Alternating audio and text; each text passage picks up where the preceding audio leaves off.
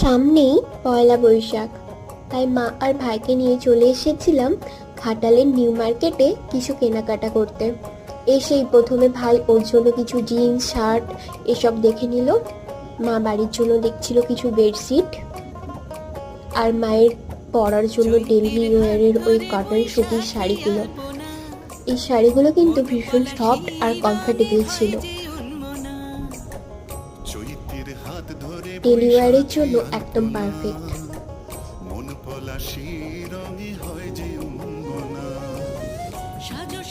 এরপর চলে গিয়েছিলাম আমাদের বাড়ির দুই ছোট্ট সদস্যের জন্য জামা কাপড় দেখতে। কি কিউট দেখুন! আর দেখে নিয়েছিলাম আমার জন্য কিছু থ্রি পিস সেট, তার মধ্যে একটা ট্রাই করে দেখলাম, তোমরা জানিও কেমন লাগছে।